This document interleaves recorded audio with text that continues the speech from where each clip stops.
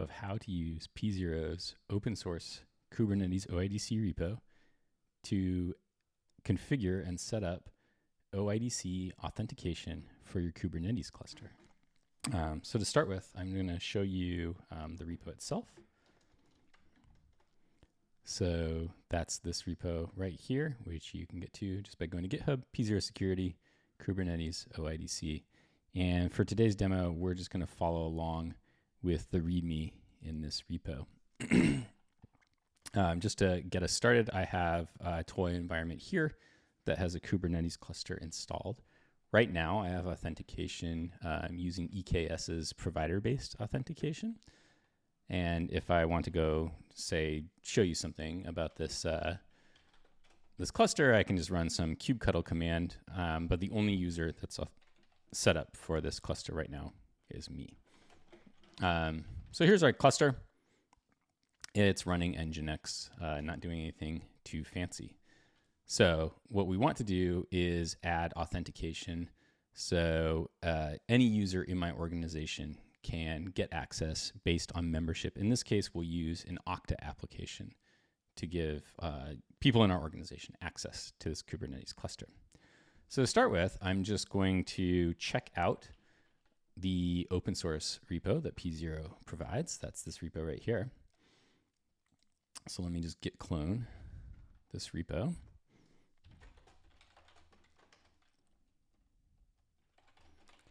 And all we're going to be doing today is following along with the README in this repo. So let's open that up right now. And I'll open up another window so I can run some commands.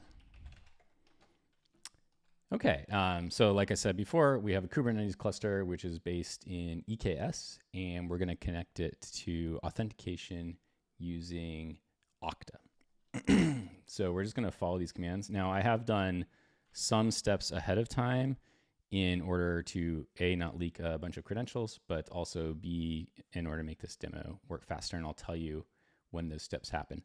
The first of those steps that I've done ahead of time is add my Okta provider to my Terraform configuration. So in this demo repo I have here, let me just show you, we have a Terraform configuration right here. And so I've already added my Okta provider. The other thing I want to show you is just what the AWS configuration looks like. So in here, I just have an EKS cluster and running some nodes, and that's about it. So step one is already done. So the first thing we're going to do is just follow along with this README, and we'll just follow these steps right here.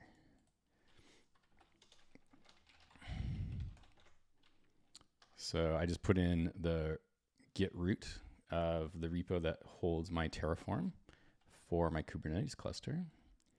And I just tell the P0 repo which provider I'm using. So in this case, we're going to use Okta. And then I can just copy and paste these commands, and I'll show you what this does. So if I run a git status over here, you'll see that I have a Terraform file and a directory added. So if I look inside this Terraform file, you can see that I've just wired up some modules. And then inside this directory, we have details of our Okta app provider. So let me just show you this. So we just have various things here that P0's open source repo is going to create for you. So specifically an Okta op, an authentication server, and various claims that we can then use for authorization within the Kubernetes cluster. So now that that's done, we're just going to follow this along to step 3. We're using AWS, so we're going to use this block right here. So I just have to tell the P0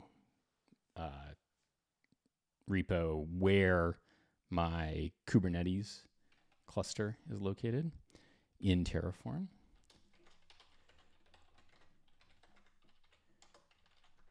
So let's do that. And now we can wire up the OIDC Terraform to our Kubernetes Terraform. Okay, the other thing I need to do is edit the cluster name property of this provider to match my EKS cluster.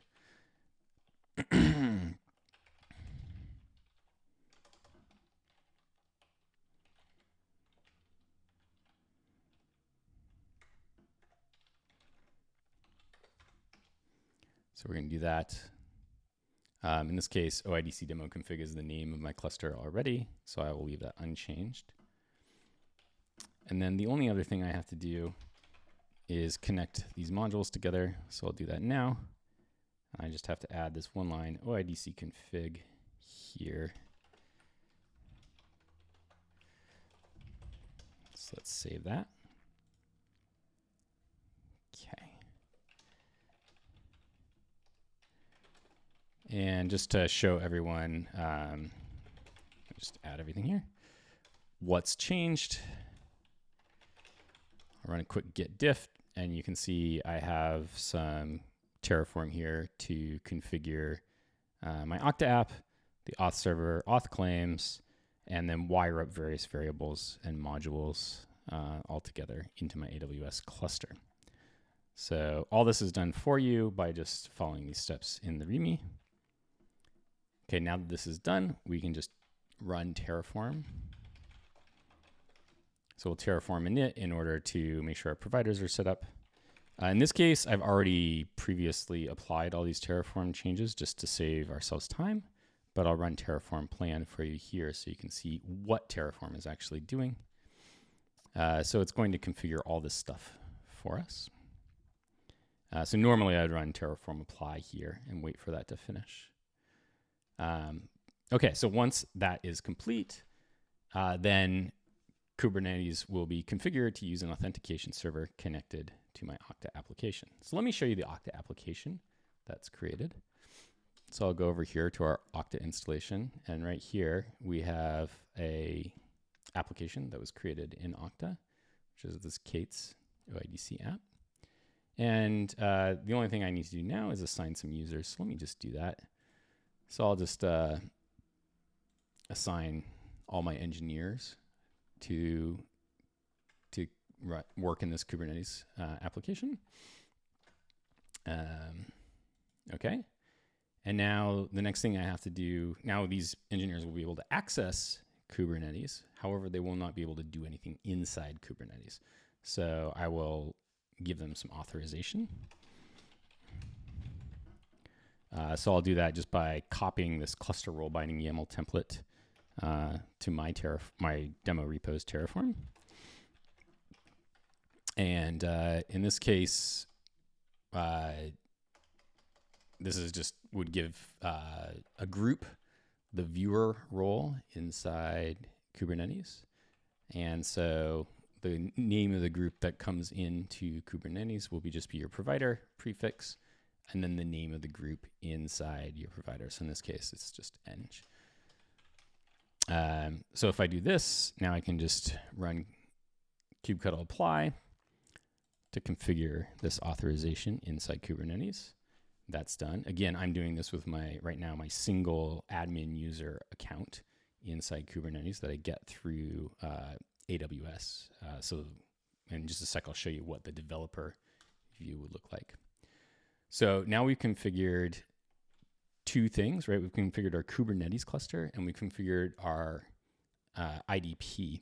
The last thing we need to do is configure the developer's environment. So if you look at the OIDC authorization flow, there's four main pieces to it, right? There's the client environment, the application environment, the IDP environment. So we still need to configure that client environment. So to do that, we've provided a utility that will create a script that all your members of your organization can run in order to configure their own environment. So that's contained in this kubectl config script directory. So we'll just copy that over here. So now we've added this kubectl config script directory. And then we'll just run the script itself. So just to refresh our memory, the cluster name that we're interested in is OIDC demo cluster. So we will write cluster equals OIDC demo cluster. For AWS in particular, we need to write a region. In this case, we're using US West 2. And then we'll just run this script.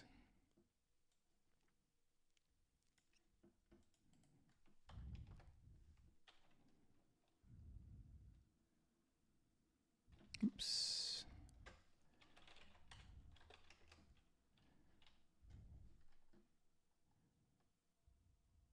Oh, I mistyped the region, so I will fix that right now.